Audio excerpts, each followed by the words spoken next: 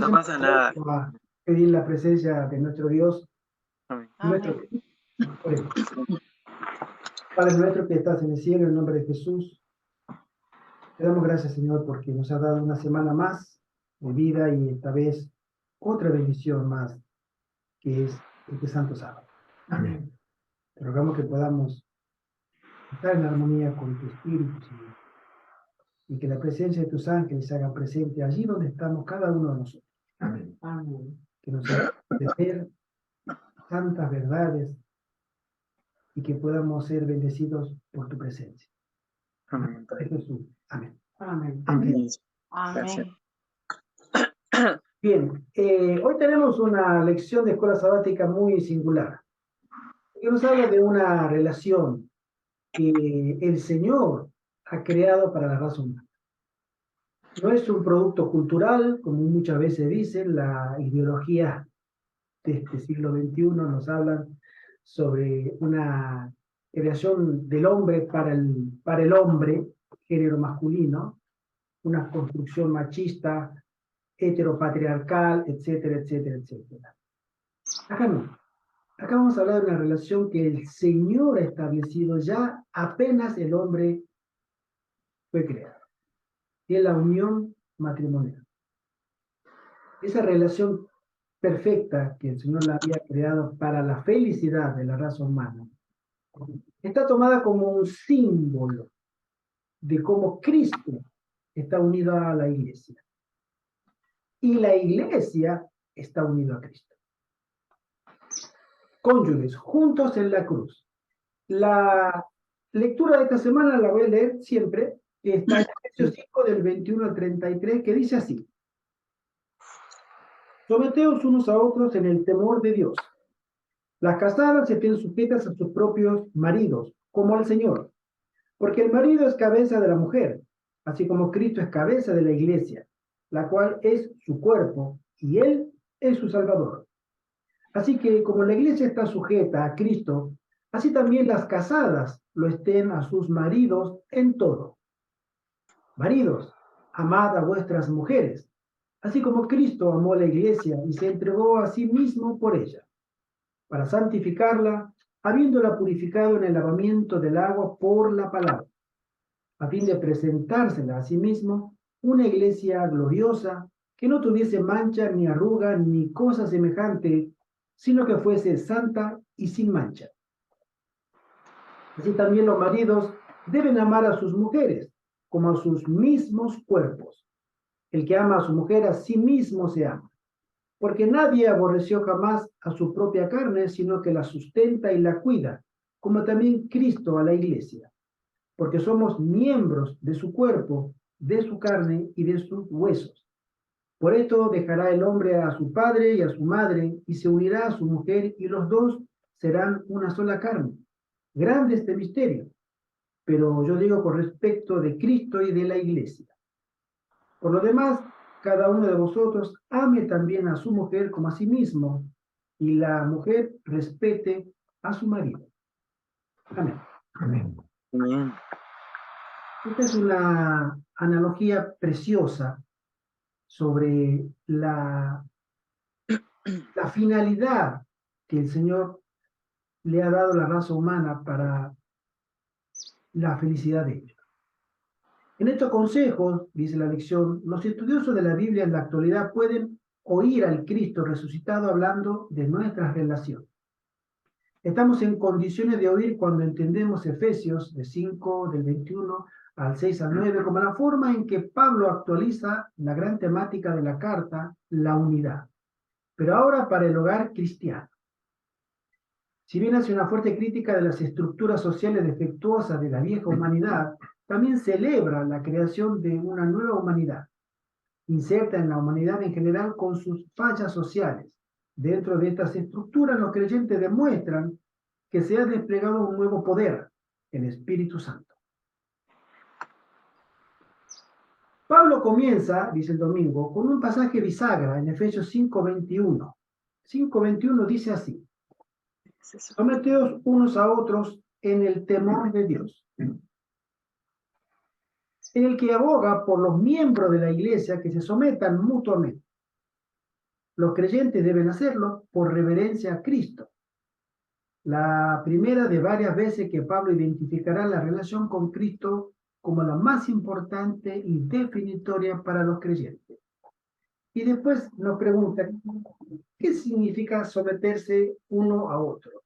Hermanita Mercedes, ¿tú qué opinas someterse unos a otros? Es un consejo del Señor para nosotros. No sé si sabré responderle, pero bueno, para mí el concepto de sometimiento no quiere decir que sea como una esclavitud hacia la persona, sino libremente está en armonía con la persona en la que esté, si a Cristo, pues a Cristo, aceptar todos sus requerimientos, pero porque uno lo sabe también, no forzado. Exacto. Yo más o menos así lo entiendo. Amén. Y ve, ¿tú qué piensas? De someterse unos a otros, yo pienso también que es en la parte doctrinal y espiritual, que tendríamos que estar sometidos en un mismo pensamiento, pues. Muy cierto, muy cierto. Hermana Pino, te vamos a hablar un poquito. ¿Tú qué piensas cuando alguien te dice, nosotros debemos someternos unos a otros? Estoy muy de acuerdo con las hermanas. No se trata de un sometimiento en plan de esclavos. No, es por amor, para que haya una unidad, un mismo pensar, un mismo sentir.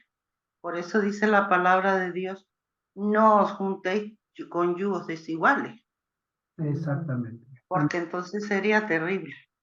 Amén. Y Hay un- pienso que la parte de autoridad que existe en la iglesia está organizada por autoridades y debemos estar sometidos a esas autoridades. También. Ese es otro tipo de sometimiento. Siempre y cuando no tengan la... Pero nosotros entendemos que la Biblia, cuando Dios une a un hombre y una mujer, los hace una sola carne. Es decir, vamos a suponer que acá el hermano Gerardo es uno. Yo no soy uno, soy medio. Soy uno cuando estoy con ella. Ese es el plan de Dios. Pero si yo tengo algo que hacer, nunca me voy a contradecir porque es lo que deseo. Si existiera como premisa el concepto de ser uno solo en mente, en espíritu, nunca voy a entrar en contradicción con mi esposa, porque ella y yo somos uno. Y no me puedo contradecir a mí mismo. Por eso, el someternos, mi persona, yo mismo, someterme a ella, a su personalidad, a su forma de ser, es muy importante. Y que ella se someta a su esposo como un modelo de que la iglesia debe someterse a Cristo, también es con respecto a, desde la libertad de ella, sin sentirse oprimida. Sometimiento no es opresión. No son sinónimos, mucho menos en la Biblia. Pero cuando nosotros comenzamos a entender que la palabra de Dios nos dice, primero sean uno, entonces la palabra sometimiento es natural. Lo que ella piensa, yo no pienso. Lo que ella desea, yo estoy de acuerdo. Lo que yo opino, ella está de acuerdo. Y así cada esposo con su esposa. Porque son uno. Entonces el sometimiento ya deja de ser una opresión, deja de ser un abuso de autoridad, como lo dice en otro día en la misma lección. Y eso es una premisa que el Señor desea que exista en cada matrimonio. De ahí, y que esa unidad que sirve de ejemplo para cómo debe ser la iglesia con respecto a Cristo sea tan atacada. Porque si nosotros tenemos un ejemplo tan vívido y tan en nuestra casa, en cada una de las casas, técnicamente podemos decir que tiene que haber un matrimonio o parte de un matrimonio. Entonces ahí es donde nosotros entendemos lo que significa la unidad de Cristo con su iglesia y la iglesia con Cristo, en la unidad de un matrimonio saludable, en la unidad de un matrimonio que es maduro, donde no existe lugar para el egoísmo, ¿no? Entonces, ese es un ejemplo muy bonito, sí. Pero yo pienso que eso sería pues en la parte matrimonial de las parejas, pero cuando estamos hablando de una iglesia donde encontramos miembros que son solteros o son viudos o son separados y de igual manera jóvenes y mujeres. Cuando él dice someteos unos a otros, pues yo pienso que está hablando de someterse a la autoridad de esa institución, que primeramente es Cristo, pero después está representada por una persona aquí en la tierra. Bueno, siempre y cuando esa persona que está representando aquí a Cristo, pues no sea un delincuente, porque hay muchísimos casos. Bueno. Sí, de pastores o de representantes o de ministros que más que ministros parecen unos mismísimos, que están haciendo es la obra del enemigo y no la de Dios, porque ya allí van a haber enfrentamientos. Yo no me voy a someter a una persona de esas que predica herejía o que dice cosas que no son, que no van de acuerdo Es con cierto. la sana Puedo doctrina. opinar algo, pero primero el hermano Arturo levantó la manita. Hermano Arturo, Y la hermana espérame, presente. Que también hay un punto de equilibrio que nos muestra Jesús, nos muestra el Señor, ¿no? En su vida. Y, y bueno, que está representado de alguna manera por cómo Él se rebajó y dejó el cielo, dejó a su Padre en el cielo, dejó todo lo maravilloso que tenía en el cielo, ¿no? Por nosotros, ¿no? Cómo se humilló, ¿no? Eh, de alguna manera el Señor nos está enseñando algo que es una asignatura en la humanidad que está pendiente siempre, ¿no? Que debemos trabajar mucho, que es la humildad, ¿no? Y la mansedumbre. Y por eso el Señor nos decía, llevad mi yugo, porque mi yugo es fácil y mi carga ligera, porque soy manso y humilde de corazón. Y hay un pasaje de Espíritu de Profecía que dice que la felicidad de los habitantes del reino de los cielos es la felicidad del otro. Que, digamos, es la misma actitud que tiene Dios, ¿no? Dios está constantemente derramándose a sí mismo y, y no hay ejemplo mayor, ¿no? que ese, ¿no? Que debe ser pues el que nosotros debemos seguir también. Amén. Amén. Amén. Hermana Mercedes. Hermano, yo creo también un punto importante es que cuando Cristo habla de su iglesia, como puede ser del matrimonio, en la dirección que sea, dice que la iglesia es un cuerpo, pero la cabeza es Cristo. Quizás cuando nosotros nos olvidamos de que la cabeza es Cristo y lo quitamos de en medio y el hombre quiere ir a su dirección, hablando de religión o de matrimonio, ya se cae todo. No puede funcionar. Y lo que tenemos que tener presente es que la cabeza es Cristo. Si lo dejamos que vaya por encima de nosotros, a pesar de las dificultades, los tropiezos, pues vamos a salir adelante sin desviarnos hacia un camino o hacia otro, sino hacia Cristo. Así lo veo yo. Amén. Creo que, bueno, la hermana Ivette mencionó sobre los solteros, divorciados, solos, etcétera, dentro de la iglesia. Esta semana hablamos sobre la figura del matrimonio. Por eso nos vamos a entrar por ese lado, ¿no? Sí. Continúo que dice la lección. Pablo invita a las esposas cristianas a someterse a sus maridos como al Señor. Y aclara que está analizando la sumisión de las esposas a sus respectivos maridos.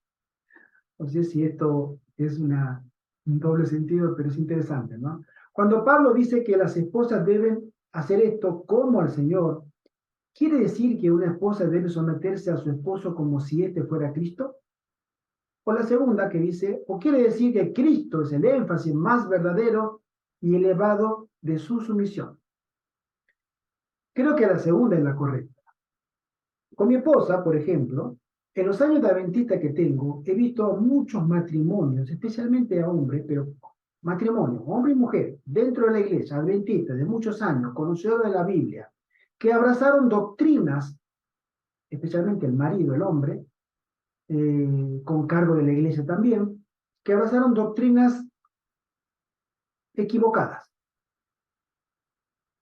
Me ha tocado llamarlos, hablar con ellos, y el hombre dice, no hay forma, no hay forma. No quiere entender. La esposa a veces me miraba con cara de,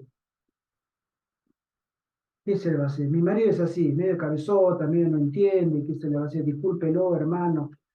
Está bien, le digo yo, hermana, pero fíjese usted, ¿qué va a hacer? No, él es mi marido, yo tengo que estar con él.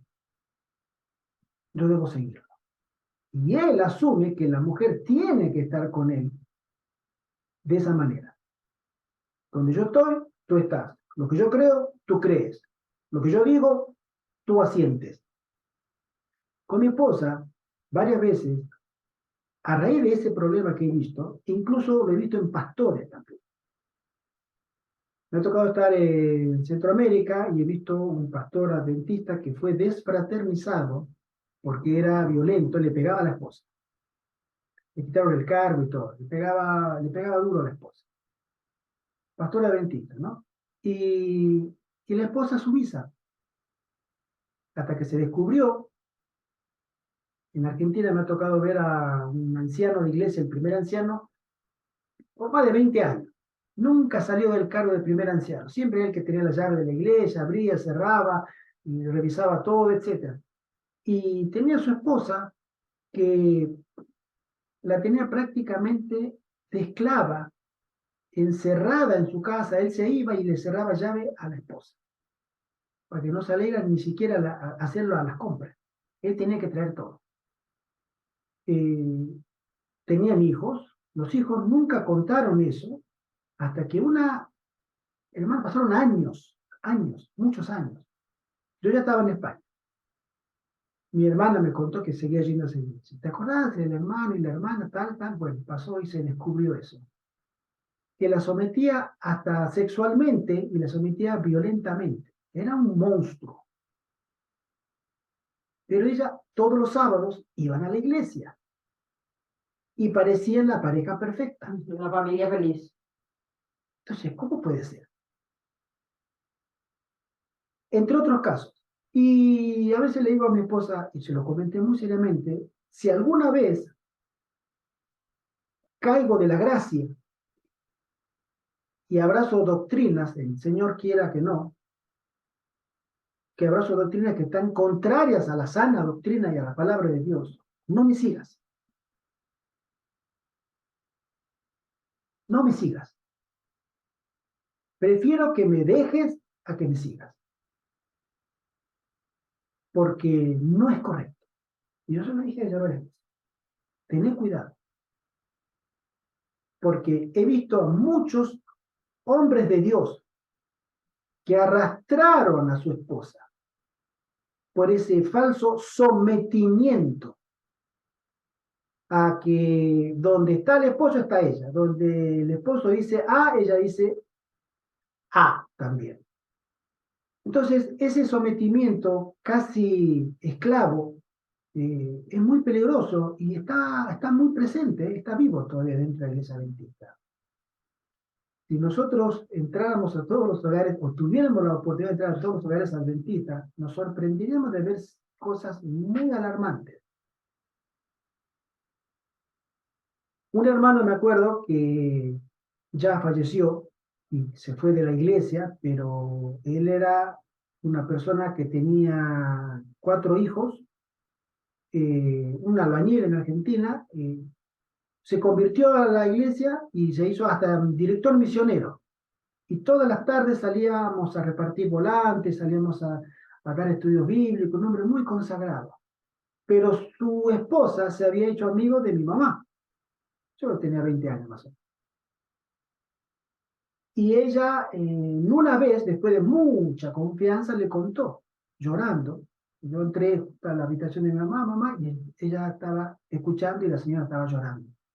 Y mi mamá me dijo, anda, anda. Después ella nos comenta a nosotros que tenían gran problema. Su esposo era realmente algo así, un hombre que la violentaba, era un cavernícola en su casa, pero era director misionero. Y todos los sábados era la familia feliz. Tenemos que saber diferenciar los términos que la Biblia nos llama de someternos. Someternos como a Cristo. La Biblia es muy clara. Nosotros, los hombres, adolecemos de muchas faltas, muchísimas, en este papel, porque el Señor nos ha puesto como cabeza de la mujer y creemos que la cabeza es la dueña y señora de la voluntad del cuerpo, cuando ella también tiene su cabeza, tiene sus sentimientos, tiene sus emociones, tiene sus ideas, tiene su personalidad, etc. Y debe ser respetada hasta el último momento. Y ahí es que los matrimonios felices son aquellos que nunca uno pierde la personalidad en el otro, sino que la conserva y en la otra parte la nutre recíprocamente. Este es un tema muy bonito para hablar de la familia y que es muy interesante también porque es profundo, porque así es como la iglesia debería sostenerse en Cristo. Dice, el pasaje supone un matrimonio amoroso y afectuoso, no uno disfuncional. Este versículo no debe interpretarse para apoyar ninguna forma de abuso doméstico. Hermano Arturo, te levantaste la manito. El micrófono, no se te escucha. Perdón, que Jesús nos dio todo lo que tenemos que interpretar en la Biblia, pues sabemos que debemos interpretarlo dentro del contexto y incluso del contexto amplio, ¿no? Y el Señor nos dio un mandamiento que Él dijo, un mandamiento nuevo os he dado, que os améis los unos a los otros como yo os he amado. Eso es, digamos, para nosotros tiene que ser, si realmente vamos a cumplir con ese mandamiento de cómo amó Cristo a la iglesia, debe amar al esposo también a su esposa, cómo se entregó Cristo por su iglesia, cómo la amó, qué ejemplo nos dio, ¿verdad? Entonces la iglesia es la esposa enamorada de su Señor, ¿no? De su marido, ¿no? Y este pasaje que habla aquí abajo, que es del espíritu de profecía, que disfrutamos nosotros los adventistas del hogar cristiano, dice, a la luz de lo que acabamos de leer, ¿por qué es tan importante recordar el siguiente consejo? Si el marido es tosco, rudo, turbulento, egoísta, duro e intolerante, no diga nunca que el marido es cabeza de la esposa y que ella debe sometérsele en todo, porque él no es el Señor, no es el marido en el verdadero significado del término. Así es. Más claro no puede ser. Más Así claro no es. puede ser. En la parte del lunes leemos que hay la iglesia como esposa de Cristo, primera parte. Estuve leyendo lo que es Ezequiel 16. La verdad que es un capítulo que invita mucho a la reflexión, es muy profundo. Del verso 1 al 14 menciona cómo Dios rescata o conoce o redime a una niña abandonada, que es la hija de un amorreo, hijo de un hitita, o de un cananeo, perdón, y de un hitita, y que llega a ser Jerusalén. Y la lleva a las... Más no puede ser. La cuida y después cuando se hace mayor la hace suya. Pero del versículo 15 hasta el 68, al final del capítulo, habla de lo que realmente hace Israel. Y son abominaciones tras abominaciones tras abominaciones, que ni siquiera se comparan a las de Egipto ni a las de Sodoma y Gomorra. Y aún así el Señor, al del último versículo, tiene disposición a perdonar. Versículo 62. La hermana Juan dice que nosotros como pueblo somos el Israel moderno, espiritual. Y creo que el mensaje de la Odisea es mucho más serio de lo que a veces pensamos. Pablo dice, a medida que Pablo en Efesios le va dando forma a su metáfora del matrimonio que representa la iglesia y su relación con Cristo, recurre creativamente a las costumbres y los roles de una boda antigua, en relación con la iglesia como esposa. Cristo es el esposo divino que, primero, ama a la iglesia como esposa, segundo, se da a sí mismo como el precio de la novia, en su momento era muy común, tercero, baña, prepara, limpia adorna a la novia. Cuarto, pronuncia la palabra de la promesa. Y quinto, prepara y adorna a la novia. Cuando la novia finalmente se presenta ante el novio, ella es fabulosamente hermosa y aparece con un esplendor impecable. Cristo no solo baña a la novia, sino también la prepara y la adorna.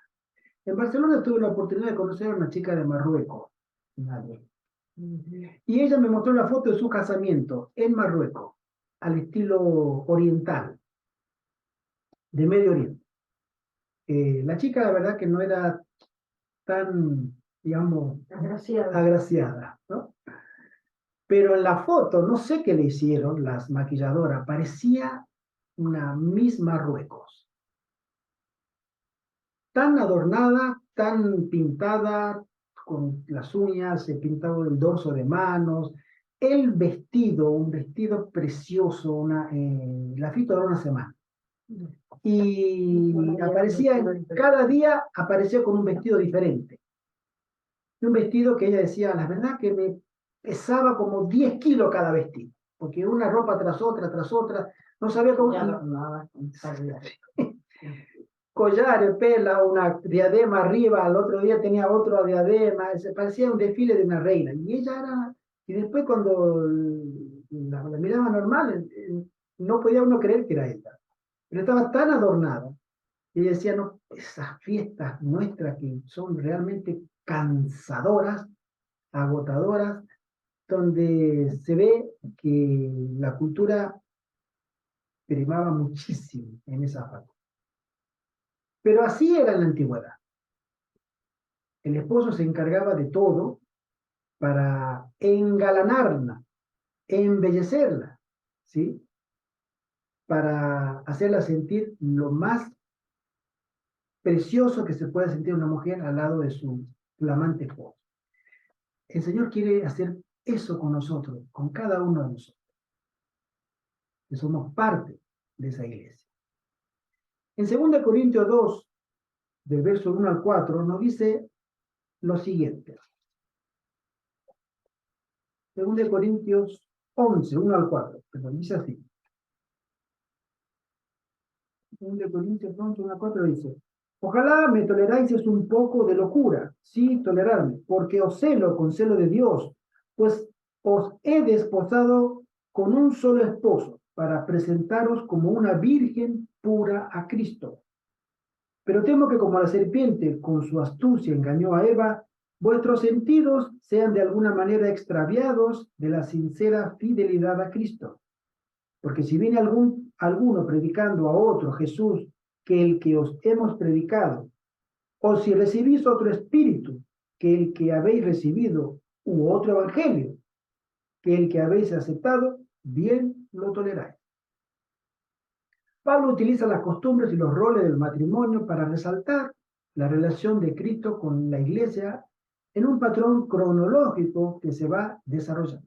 Primero habla de un compromiso, después habla de una preparación para la ceremonia nupcial, y tercero habla sobre la ceremonia nupcial en sí misma. Las atenciones actuales de Cristo son con miras a la presentación de la novia en la boda. Este último elemento se refiere a la gran celebración de bodas en su venida, cuando Cristo, el esposo, vendrá a reclamar a la iglesia como esposa y se la presentará a sí mismo. Hermano, esta es la promesa más hermosa que el cristiano pueda escuchar alguna vez. Que Cristo venga a buscar, porque viene, y viene pronto, a buscar a una iglesia regia, perfecta, pura, blanca, sin mácula, sin mancha, para presentársela a sí mismo para la eternidad, rescatada. Es un poco la analogía de Ezequiel capítulo 16 completo.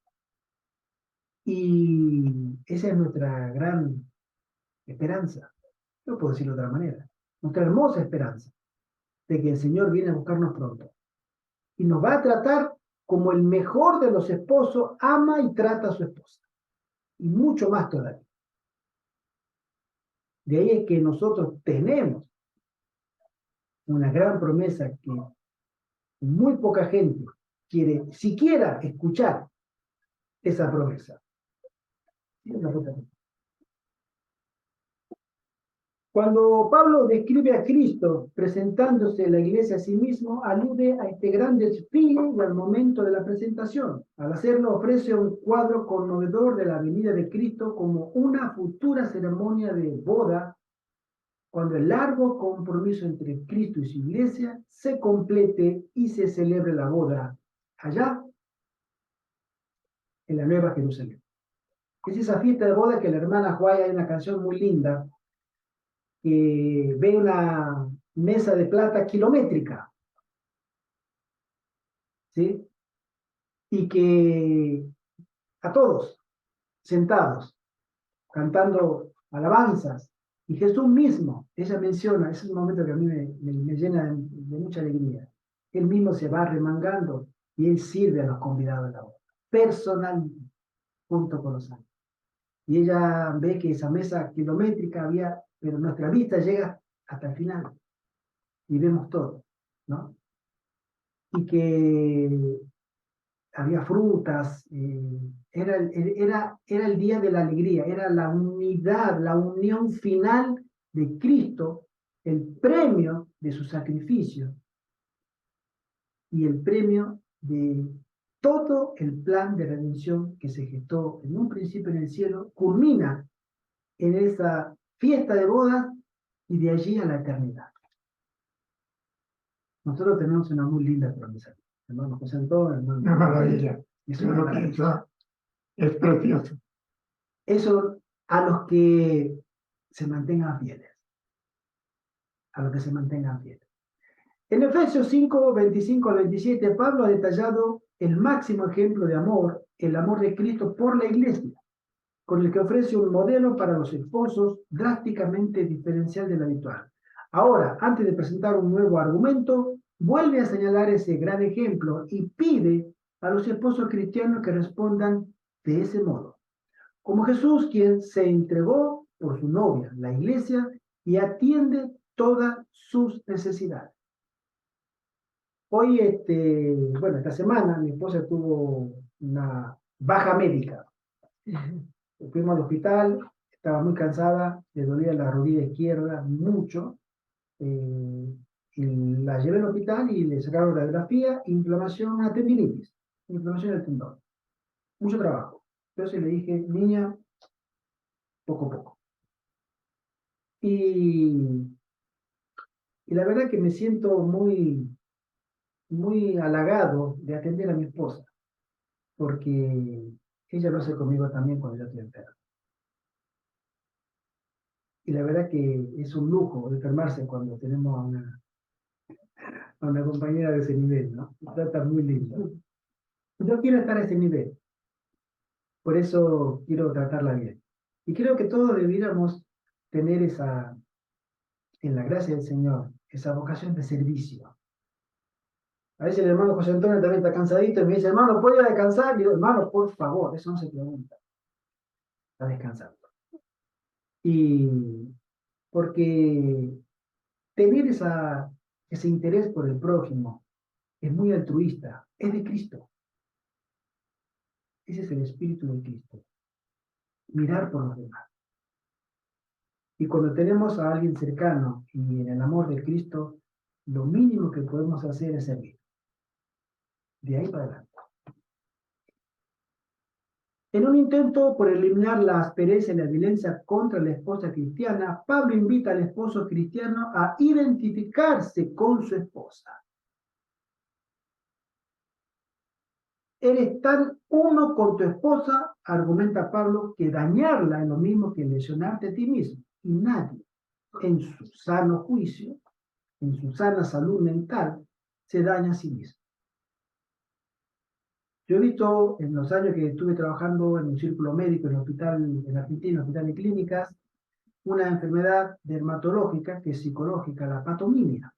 Especialmente se daba en las mujeres, donde venían damas con serias lesiones en los antebrazos lineales y ellas decían que eran bichos que la picaban y ella se rascaba. pero es en la cabeza, todo se reducía a cómo estaban las lesiones en la ubicación de los dedos de las uñas, de los dedos, ¿no? Entonces siempre se terminaban autolesionando por un desequilibrio mental, por supuesto. Cuando uno está desequilibrado mentalmente, comete muchas cosas extrañas. Y cuando uno conlleva en su vida vicios, también tiene un serio desequilibrio mental y especialmente espiritual para hacerse daño a sí mismo. Pero cuando encontramos a Cristo, podemos ser liberados de todos esos males y amarnos y cuidarnos a nosotros mismos, en primer lugar, y a nuestros seres queridos también, como a nosotros mismos. Que ese es el gran mandamiento. Amarás a tu prójimo como a ti mismo. Es el segundo gran mandamiento. Compórtate con tu esposa, dice Pablo, de la misma forma en que te tratas a ti mismo y en última instancia, la forma en que Cristo te trata a ti. Es una muy linda frase. El jueves dice, por diseño divino el matrimonio está destinado a ser una relación de una sola carne, donde la unidad emocional y espiritual se refleja en la unidad sexual y es lo que le da sentido a la relación sexual. Hoy vivimos en una época donde hay una liberalidad escandalosa de la actividad sexual en el ser humano. Todo es lícito, todo vale. Y nunca fue el plan de Dios eso. Pero sabemos que el enemigo pervierte, deforma cualquier plan de Dios. El de la familia, el de la verdadera adoración, hoy, el sábado, el uso de los recursos, el uso de los talentos, el uso del tiempo, el uso de nuestro cuerpo, la manutención de nuestro cuerpo. Siempre el enemigo va a ir a los extremos, ¿no? Pero en el correcto sentido de la palabra, la unidad del matrimonio está dada exclusivamente por una unidad, tanto espiritual, emocional y física. Por eso a la raza humana le den la orden. Sean una sola carne y multipliquen, llenen la tierra y sojúzguenla, o sea, reinen sobre la tierra. Pablo argumenta que la relación sexual, según se refleja en Génesis, no es de subyugación, sino de unión. No simboliza ni representa el dominio del varón, sino la unión de marido y mujer hasta tal punto que son una sola carne. Hay una leyenda o una crónica judía que menciona que el Génesis tiene dos creaciones de mujeres. No una, como Eva, sino dos. En Génesis 2 aparece que el hombre creó a la mujer, o sea, Dios, perdón, creó a la mujer, y en el capítulo 3 aparece recién Eva. Entonces ellos mencionan que esa primera mujer fue una tal Lilith. Estas son las crónicas judías que ellos interpretaron, ¿no? Y que Lilith no se quería someter porque Dios les había hecho iguales. Entonces la relación sexual, fíjense qué interesante, la relación sexual entre ellos dos recién creados, ella no quería estar debajo del hombre. Dijo, Dios nos hizo iguales, yo no tengo que estar bajo tuyo. No, pero el Señor dijo, no, Señor, no. Dios nos hizo iguales y yo no voy a estar debajo tuyo porque si no significaría que tú me sometes a mí. Y tú no tienes que someterme. Por eso Lilith se fue del Edén, se rebeló de Adán y se rebeló de Dios y pasó a ser lo que nosotros hoy conocemos como las mujeres vampiresas o un demonio con forma de mujer, la que es una de las principales promotoras de las aberraciones o excesos sexuales. Una tal Lilith, TH al final, crónica judía. Pero sin embargo, Dios siempre habló de un solo modelo, de una sola mujer, la compañera idónea, la idoneidad. Si entendemos esa palabra, que es una palabra muy linda, la idoneidad, según Dios, es el plan que tiene para cada hombre, que sea una mitad que se complemente con la otra mitad, que es una mujer idónea. No una mujer idónea. Y Satanás ahí donde se mete para poner mujeres que no sean idóneas, y hasta lo último que estamos viendo últimamente, hasta que ni mujeres sean, ¿no? Entonces, ¿cómo vemos que el enemigo trastorna la sociedad? Sabe que destruyendo ese gran núcleo, esa célula de las que conforman los pueblos, puede destruir todo el tejido social existente. Y es ahí donde vemos que nosotros, como cristianos, debemos permanecer en el consejo y en la sabiduría del Señor, de que el hombre sea marido de una sola mujer, que la ame, la cuide, y que la mujer respete y ame a su marido también. Es un plan de Dios y es perfecto.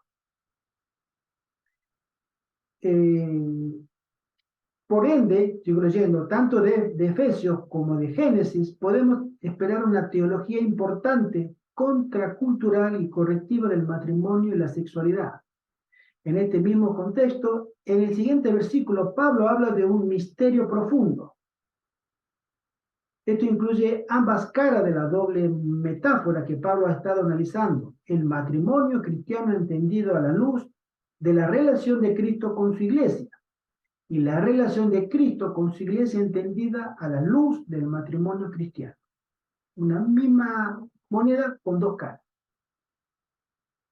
Queremos entender cómo Cristo se relaciona con su iglesia, entendamos el matrimonio. Correctamente entendido, cuando es una pareja idónea, los dos son consagrados, se cuidan, se aman, se protegen y se sustentan. Y queremos ver cómo una pareja puede llegar a eso, tenemos la unidad que existe entre Cristo y su iglesia. Allí está toda la enseñanza del Señor. Y en el día viernes hay dos citas muy lindas de la hermana Juárez que dice, la primera está en el Hogar Cristiano, página 97. Elena de White insta constantemente a los cónyuges a abandonar sus esfuerzos por controlar al otro. Conozco casos de adventistas, pero de adventistas porque son los que nos conciernen a nosotros, pastores adventistas, que son controlados por sus mujeres y llegan a ser realmente fracasos en sus hogares. Muy triste. Pero la mujer es la que lleva el pantalón y lleva la voz cantante en el matrimonio. Eso es una cosa que el Señor no aprueba. Dice así, ni el marido ni la mujer deben pensar en ejercer gobierno arbitrario uno sobre otro.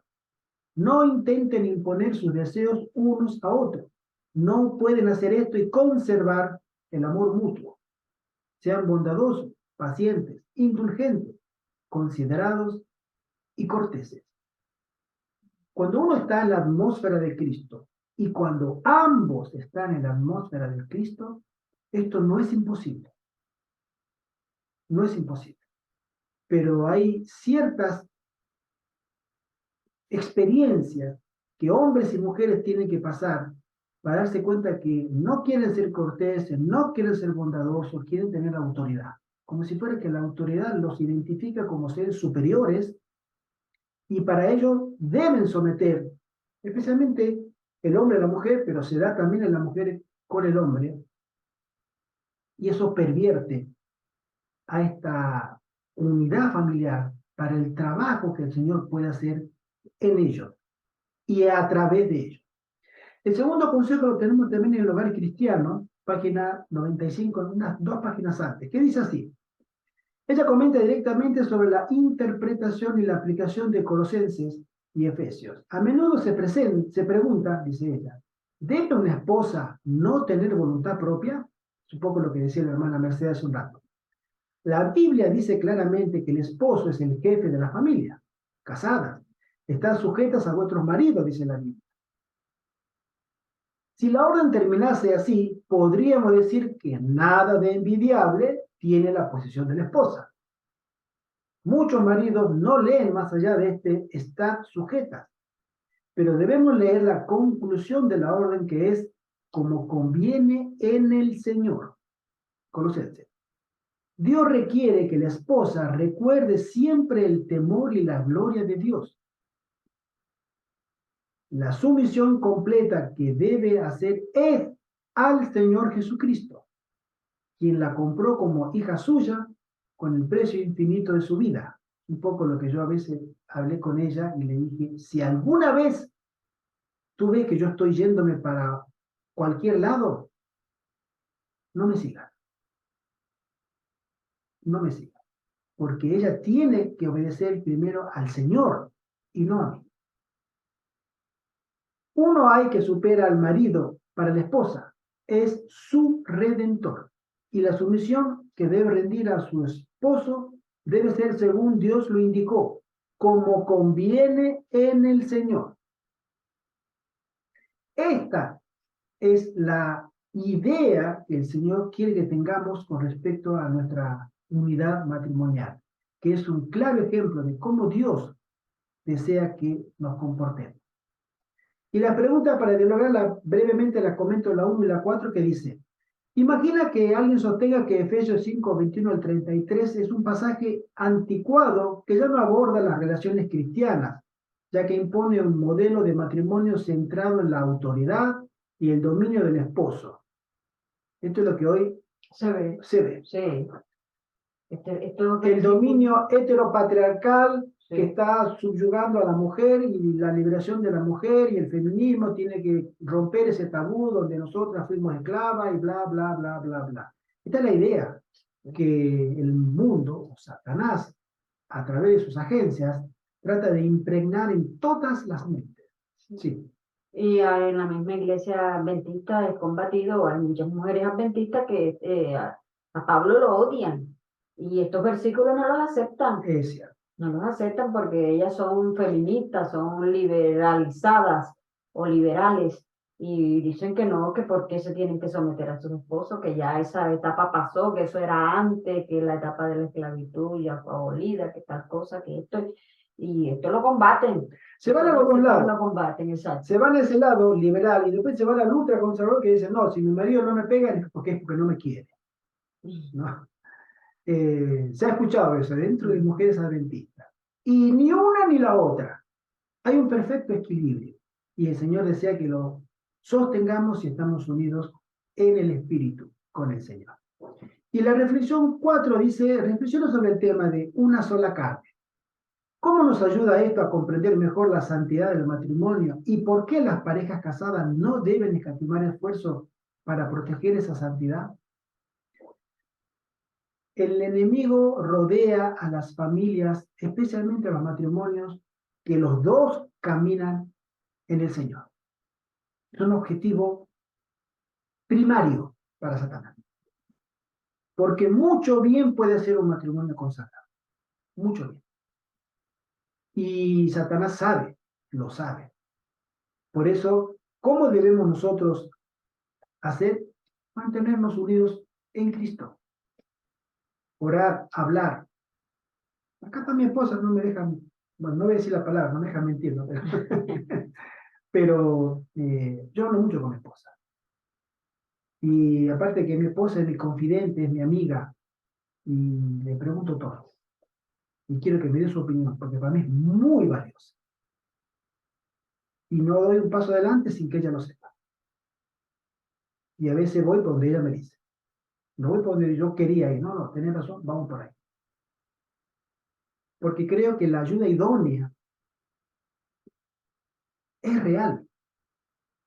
Dios nos dio a los hombres una ayuda idónea. Al hermano Arturo le dio a Pilar. La hermanita Pilar, no. Yo también, hermano, adelante el pulgar a mí. Porque el Señor sabe. El Señor sabe que una ayuda idónea, una alma temerosa de Dios como una mujer consagrada, es lo mejor que le puede pasar a un hombre, que también busca la santidad y la consagración. Y mucho bien puede hacer esta unidad matrimonial para la causa del Señor. Y a la mujer también le ha dado un hombre que sea idóneo También. para sacar adelante, Exactamente. salir adelante. Y la mujer también se siente porque son una sola carne. Tú imagínate que naciste con dos brazos y de pronto pasan los años y te queda solo un brazo. ¿Tú eres igual? ¿Tú eres el mismo? ¿Tú puedes hacer todo lo igual? No puedes, porque te falta algo muy valioso y necesario. Bueno, en nuestro caminar en la vida, el Señor nos ha puesto a los hombres para que estemos con una mujer, para que sean ayuda, y nosotros Él ayuda a ella. Sustento, apoyo, para que esa unidad se refleje exactamente como Cristo cuida a su iglesia y su iglesia debería seguir a Cristo en el Espíritu. Que el Señor nos bendiga, que el Señor nos guarde y que el Señor bendiga a toda su iglesia en todas las redondeas de la tierra. Amén. Estamos unidos en Cristo, mantengámonos con fe, porque la palabra del Señor es verdadera. Amén. Amén. Podemos ver cierta tardanza en cosas que a veces estamos esperando, pero el Señor está allá, escuchando nuestras oraciones, mirando nuestra situación. Y Él nos dará, como muchas veces me lo digo, un pequeño socorro a su tiempo, porque Él no falla. Amén. Amén. Amén. Amén. Gracias. Hermano Arturo, ¿quiere pedir oración? Sí, cómo no. Oremos. Querido Padre, como siempre, Señor, estamos muy agradecidos por tu palabra, Padre, y por tu espíritu, porque si no fuera por tu espíritu, Señor, no manejaríamos bien esas páginas preciosas del árbol de la vida. No haríamos un buen uso, pero te tenemos a ti, Señor, para que sigas orientándonos, que nos ayudes a hacer un buen uso, una buena interpretación de lo que dices en tu palabra, de tu revelación, Padre. Y nos apena que hayan tantos hijos tuyos, tantos hermanos nuestros que no tengan este privilegio de conocer el verdadero sentido de tu palabra. Y por ellos elevamos a ti nuestra plegaria, nuestra súplica, Señor, que permitas que tu espíritu abunde, Señor, en la lectura de la palabra de estos hermanos que aún no conocen bien el significado de estos pasajes, porque la familia es grandemente atacada por el enemigo, se aprovecha de las debilidades, de la ignorancia, de la adolescencia espiritual. Te rogamos humildemente, Padre, que, como dice tu palabra, que tú enviaste a tu Hijo, que Jesucristo vino para deshacer las obras del diablo y para rescatar lo que se había perdido. Que tú puedas hacer esta obra de iluminación para todas estas familias, para todos tus hijos, Señor, y puedan vivir ese cachito de cielo en la tierra que tú soñaste con el matrimonio, con la familia, tal y como tú la ideaste, Padre. Ayúdanos para seguir entendiendo cada vez más este consejo que tú nos das. Gracias por acompañarnos, quédate con nosotros, sigue dirigiéndonos en todo lo que vamos a hacer, que en este día se puedan cumplir tus santos propósitos para todos y cada uno de tus hijos, para tu iglesia, Señor. Te lo agradecemos en el nombre de Jesús. Amén. Amén. Amén. Amén. Que el Señor nos bendiga grandemente y que Amén. nos proteja a cada uno y así donde estamos. Amén. Amén. Deseo y oración. Amén. Feliz sábado. Feliz sábado. Feliz sábado.